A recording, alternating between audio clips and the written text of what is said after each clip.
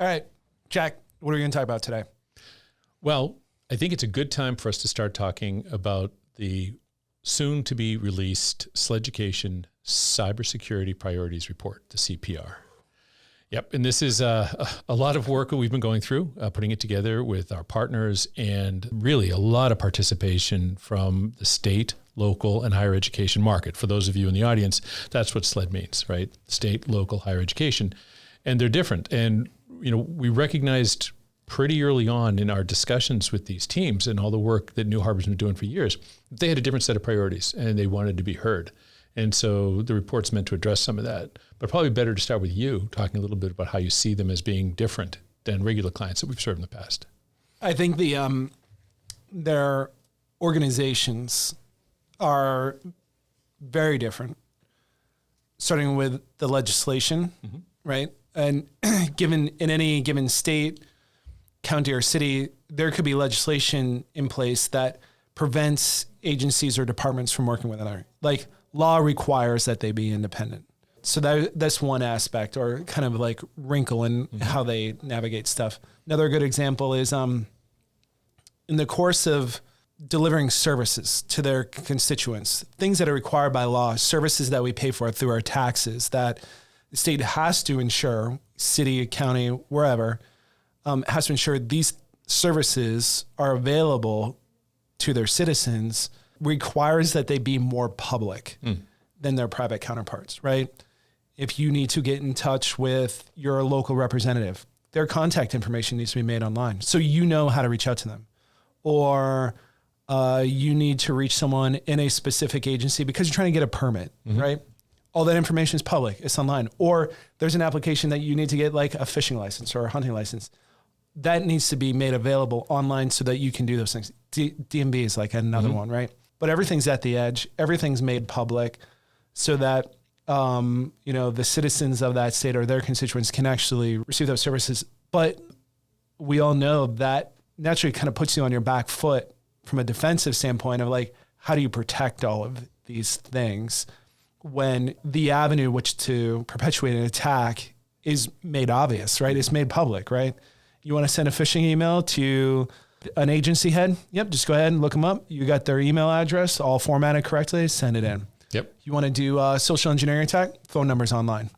You want to, interested in trying to find a way to get information from residents of the state, right? You can go on their DMV website, try to exploit, run exploits in dynamic form fields. Like, yeah, you can do it. It's totally available. It's available to everyone. It has to be available by law.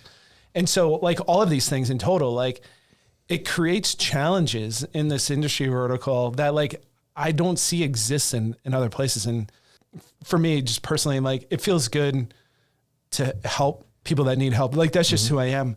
But also like the number of people that are protected as an umbrella, like all of the information from all the citizens in any one state, being able to have protection in place over that or create protections and protect that information being lost is like, it's a pretty good feeling, It's interesting you should mention this, that the number of voters, taxpayers, what have you, is exactly what I was thinking about as you're going through that. Because as you're talking a lot about the threat surface, right? The fact that all the information is available, providing easy vectors, and all the applications are literally created to be publicly available. Yep. And as you were saying it, I'm like, and their user base, it's everybody. Right? In the smallest state, it's like 1 million people, right? The biggest CISOs that we know don't have 1 million end users.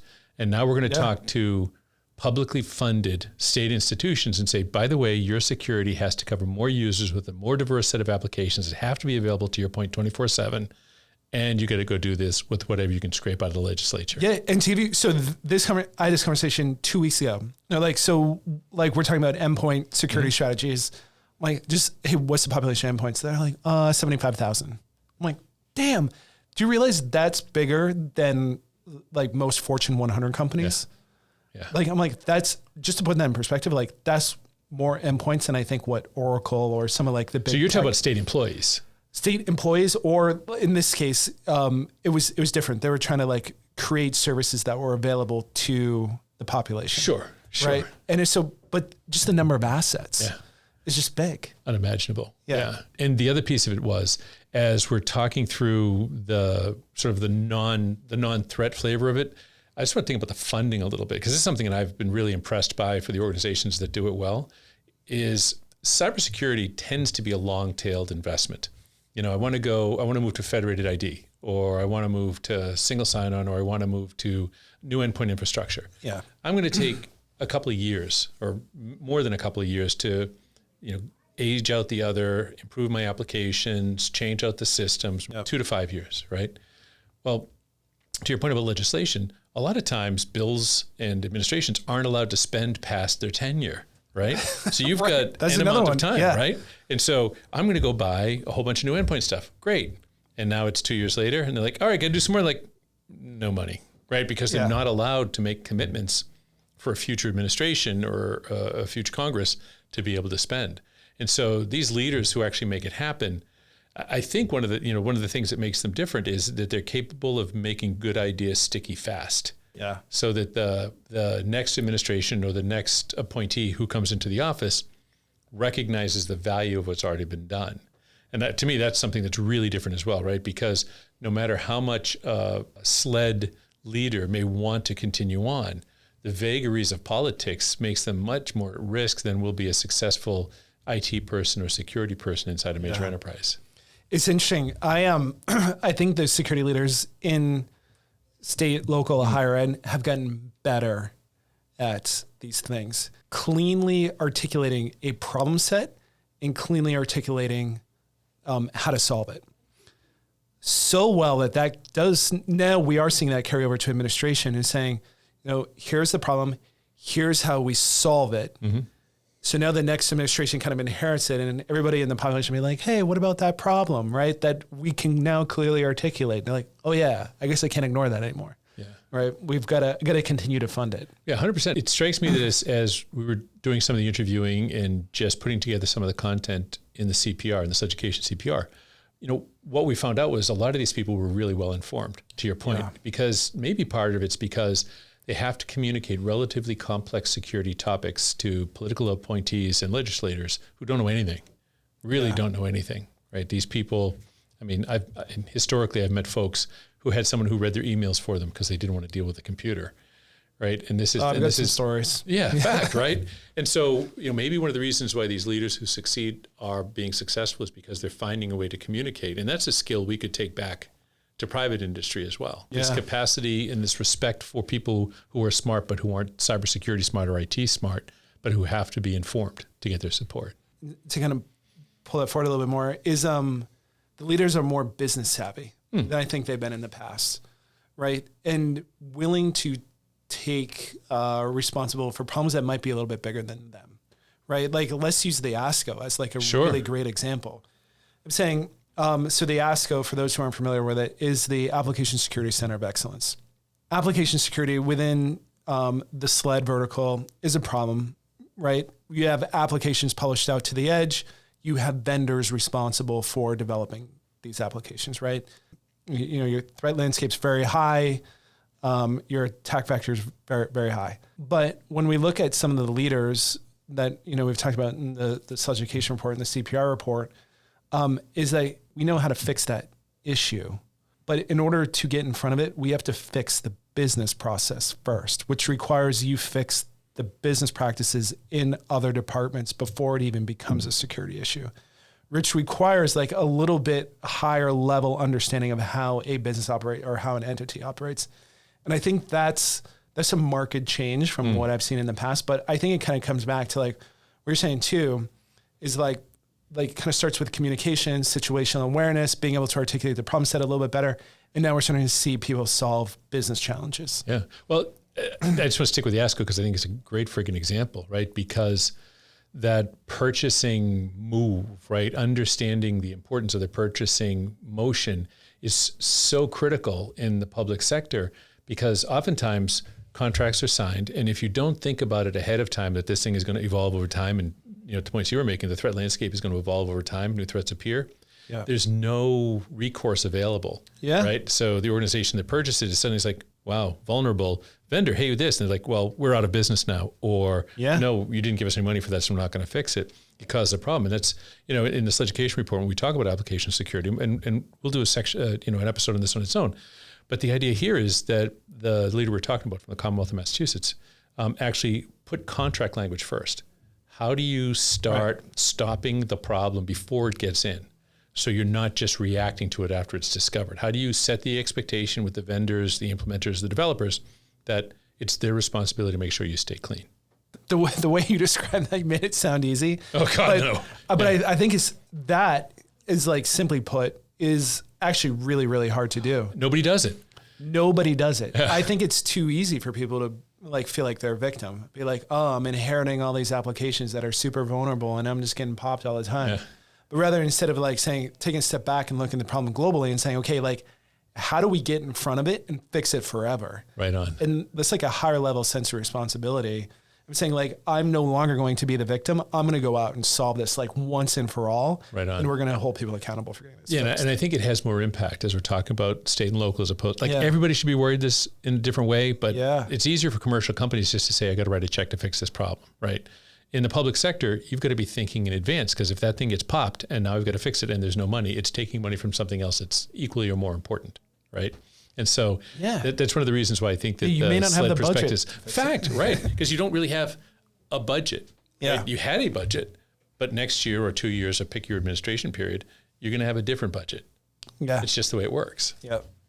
Yeah. I love that. Yeah.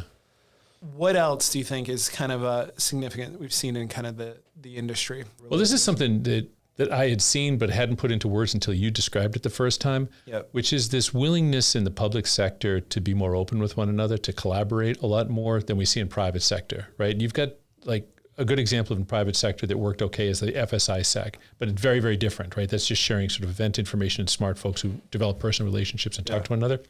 But in general, Bank A is not going to talk to Bank B about all the security problems, or retailer A or talk to retailer B, hey, this is where we're screwed up. They're just not going to do it because they're competing with one another. Whereas in the States, it's a rising tide, right? A really, really brilliant CIO or CISO from one state is proud and happy to be talking about what they've done to help other states. It's good for their own brand. It's good for their state. It's good for whatever administration they're in, perhaps. But it's also good for everybody else, right? They're very, very happy to collaborate because they are, and the very best that we've met, they're public servants. At the heart of it, they are totally public servants, and I admire the hell out of them. But that, I think, makes them really different as well. But you put words to it first. Well, I don't know about that. I'm sure I probably just got the words from someplace else and reuse them. But it's true. It is an interesting disposition. Some of these people, they are totally selfless. Yeah. Wanting to do the right thing and wanting to collaborate. Yeah, you're right. I don't really see that elsewhere. No, I mean, I'll give you an example, right? Just a counterexample. Work on a standards body for security sometime, right? I mean, aside from the masochism involved, right? But you go there and it is full of individuals who know a lot about a space, who are trying to influence a standard in a space so that everybody can speak in a common language. Unfortunately, really the only people who can afford to be there from the private sector side are going to be people who are vendors who have an enlightened self-interest in a specific outcome. They're not there as public servants. They are there to advocate for their own ends. Now, in the best of all possible worlds, it's because they built their tech or they built their company or they sell their stuff because they think it's the right way to do it. In which case, them advocating for their own personal position, I completely get it, right? But I think in most cases, they're responsible for getting a standard to speak a language that benefits their value proposition, right?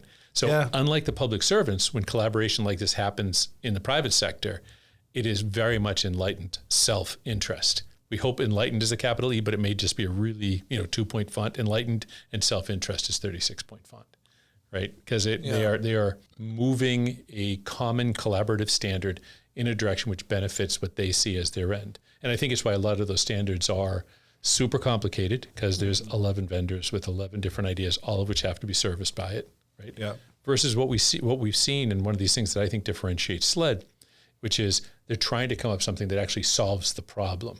They don't have an enlightened interest in it. They are simply trying to do the right thing. And I think that really distinguishes the market. And I think it's one of the reasons why they asked us directly and indirectly, if somebody could please create something that spoke to them in the way that the Dibber or the from Verizon or the M-Trends from Ambient or one of the other more popular cross-sector reports comes out and speaks to everybody, but mainly to private sector. Can you imagine if those certification bodies or standard bodies that you talked about actually did totally remove any self-interest from it? Like it's not an immortality project. Like we're just going to do the right thing.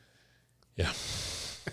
Yeah, and that's brutal, right? And something we haven't talked about, which is another thing that distinguishes SLED and the people who run those standards body, is the scarcity of experience, right? We've seen and heard, that there is, for people who are not motivated by service, right? Folks who come and go really, really quickly. Hard to find somebody with a lot of cybersecurity experience who remains in the public sector, specifically who remains in SLED, right? Maybe they want to bounce to an intel agency or someplace in the Fed, or they bounce to private industry because they know a lot and they work their asses off. And typically the folks who succeed in cybersecurity in the public sector, they can make do with a lot less than others can, right? And so they're great finds for private industry as well. But I think that that's another thing that distinguishes them, right? Some of the things we heard about and we write about is, how do you think about maintaining that relationship and that enablement and growth of the teams inside of SLED so that they stay and they feel valued and just as appreciated as they are. Jack, as putting together this education report, what other pieces or what other angles do you like? Are you you feel like are most significant? Part of what we wanted to do was to talk a little bit about the trends as well that we're seeing. Right, we've got hundreds of folks we serve, and a lot of people wanted to talk. Right, and there are some really common things that came out around post-plague, the new normal after the pandemic. How's that affected what you were describing earlier, which is that increased need for availability of services to folks. They don't want to go to the town offices anymore. They don't want to go to the state offices. They want to do things remotely because they were encouraged to stay away from other humans for a while, right? So, we wanted to report on some of those trends. And I think what we saw, and it's in the report, but what we saw in those reports was that some of the trends to that securing of remoteness was in some ways more crucial for the SLED organizations, but a little more difficult to implement because they can't mandate the way that people will connect to them. Because to your point, they're supposed to be providing services to everyone. So there was some interesting trends, around the way that happened. Another was one of our partners, the team at Splunk, had done a bunch of work in understanding how to help folks to collaborate. And we had seen folks collaborate, and actually there's a piece in there, which is the interview on what we're doing in Cruise. But the idea was that information sharing is really the only way that a lot of these SLED organizations are going to get home, right? The vendors aren't spending a ton of time with them. The vendors aren't spending, enormous resources to gather information, inform best practices specifically, because I think there's this mistaken presumption on the part of some vendors that if private sector could just public sector could just elevate themselves, to be the same way as the private sector is, they should just adopt all their practices because they really haven't had the time or spent the time to invest in understanding the SLED marketplace. Yeah, which is sort of another reason. So that urgency of communication. Yeah, it's kind of like the analogy, like it's another example of like a hammer always looking for a nail. Right? I'm like, this is the wrong tool for the job. Right on. It's kind of listening to you talk. It's people make some really forward assumptions, like what can be done with a certain piece of technology or tool set, right? It'd be like going to the store, buying art supplies. Like you buy a canvas, you buy an easel, you buy all your paintbrushes, you buy your paints, right? But by the way, that thing does not paint itself. Right. Like and you don't want me touching the brushes. Yeah, right. 100%. Exactly. So there's kind of like the orchestration and the artistry that has to occur. Yeah. And in SLED, I mean, like you said, it's individual, but there's a piece of collaboration that I have to give credit to the security leaders that exist within the industry. Say like all the ones that we talked to and all the many people that participated in the report is like they're all public servers, but they're all trying to figure out how to collaborate better. It's really like it's only in their best interest to collaborate better, and they can do their jobs faster, more efficiently, with less pain if they do adopt a broad-based collaboration. Like it just makes everybody's job a million times easier based on their specific industry. And I feel like at times like that's really opposite. Yeah. to how our industry has been trained to think about it. Like we kind of hold everything like really tight. Fact. We don't Any really bad security news is private. Fact. Yeah. And you certainly, like if you have security challenges, like you certainly don't want to share it with someone else. Right on. Right. It's like almost like reference on oneself. Right. Yeah. Which is like not, and none of these people that we talked with seem to have that mindset. Right. It's all very forward thinking and progressive. You know, in terms of mistaken presumptions, there was one thing that what I found really, really interesting in doing the research. There is this belief on the part of vendors and folks who deal mainly in private sector that the reason why security is really, really difficult in public sector, specifically in SLED, is because they don't have any resources, right? Mm-hmm. How do we help them do this with duct tape and a cheese sandwich? Because that's really all they're going to have. It's not true, right? There's really smart people, both who are financing and then operating and designing what should go on in the public sector. And what they're mainly trying to figure out is how do they optimize, how do they expand, how do they do it strategically, so they're not just doing stupid stuff all the time, because they're forced to justify what they're doing in terms, again, that people who are not cybersecurity people or IT people can really understand and advocate as something good that happened. And so for me, a real eye-opener was the fact that budget isn't the biggest problem in this part of the industry. Cybersecurity people, you're always hearing like, where, I need more money. And you ask them, well, tell me about your results from last money. Well, I bought some stuff, and so there isn't necessarily a direct one-to-one relationship between what they spent and the value they can demonstrate. Whereas my experience in public sector has been, they really are not as poverty stricken, right? I forget who it was who wrote the security poverty line. It's a security person who's written about the security poverty line a number of times. And I'll put the thing in the show notes so that people have it. But I don't think that poverty line is where people think it is, right? I think that the effective spend of money is, you probably can make do with a lot of what you have and be 100% better than you are if you just spend a little bit more intelligently. And I was really impressed by what we saw in the SLED community about the rigor they put into their spend. It's rigor, but it's also, there's a level of thoughtfulness. Yeah. That kind of comes in with the after servicing of some of these things. And it seems there's more of a shift to the back to basics, right? It was like filling in the gaps in between the technologies. And I feel like some of the security leaders now are trying to solve that issue, right? And which is good. It's good. I mean, they're doing stuff that I'm not sure a lot of people initially gave credit for. Right on. So it's a big applause to the group.